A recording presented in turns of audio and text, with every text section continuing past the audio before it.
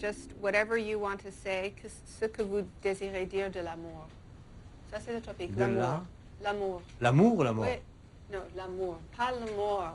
On a suffisant de l'amour. L'amour. L'amour. Il n'y a rien à dire de l'amour. Rien. Vraiment. À moins que vous me posiez une question. Je veux pas traiter la question de l'amour. Non. Non, il faut que vous posiez une question. Je ne suis pas capable d'improviser des généralités sur l'amour, comme ça. Je ne suis pas capable. Peut-être que c'est ça que vous voulez, que je dise que, devant votre public que je n'ai rien à dire de l'amour en général. Ok.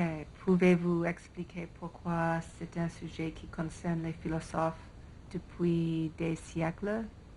C'est un important sujet philosophique, n'est-ce pas? Je ne suis pas... Non, il faut pas me demander ça. Pourquoi les philosophes ont parlé de l'amour? Ça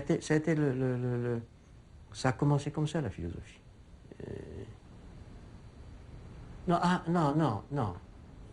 c'est pas possible, ça. J'ai la tête vide. Sur l'amour en général, j'ai la tête vide. Ou sur la raison pour laquelle la philosophie parle beaucoup d'amour, ou bien j'ai la tête vide, ou bien me reviennent des clichés.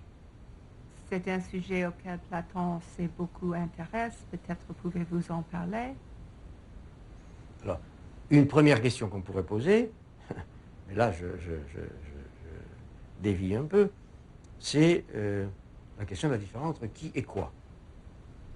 Who and what. Est-ce que l'amour est l'amour de quelqu'un ou l'amour de quelque chose?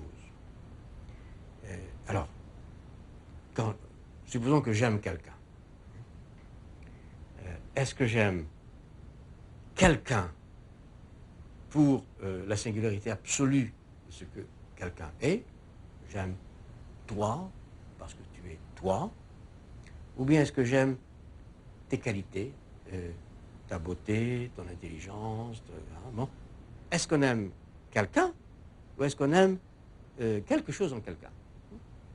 La différence entre qui et quoi, au cœur de l'amour, je dirais, au cœur de l'amour, partage le cœur. Est-ce que le mouvement de mon... On dit souvent l'amour est un mouvement du cœur. Est-ce que le mouvement de mon cœur aime quelqu'un, c'est-à-dire une singularité absolue, ou bien aime la façon dont ce quelqu'un est? On est souvent... L'amour commence par un mouvement de séduction. On est attiré par ce que l'autre est, ceci ou cela. Comme ceci ou comme cela.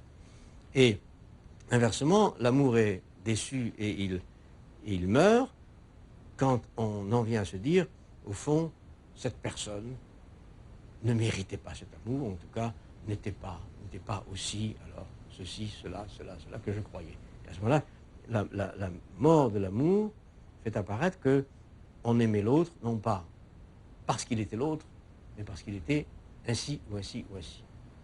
Donc on aimait quelque chose plutôt que quelqu'un. Ce qui veut dire que l'histoire de l'amour est en quelque sorte, au cœur de l'amour, divisée entre le qui et le quoi. Alors, la question de l'être, revenons à la philosophie, la question de l'être, puisque la première question philosophique, c'était qu'est-ce que c'est l'être? Qui est-il? La philosophia commence par une question au sujet de l'essence de l'être. Donc la question de l'être se divise ici déjà entre qui et quoi. Est-ce que être, c'est quelqu'un ou quelque chose? Et ça, j'en parle de façon un peu abstraite, mais je crois que quiconque, c'est-à-dire tout le monde, en vient à aimer, commencer à aimer, finir d'aimer, est pris dans ce dilemme entre qui et quoi. On voudrait être fidèle à quelqu'un, singulièrement, irremplaçablement, et on s'aperçoit que ce quelqu'un n'est pas ce que. Il n'a pas les qualités, les propriétés, la définition, l'image que je croyais aimer.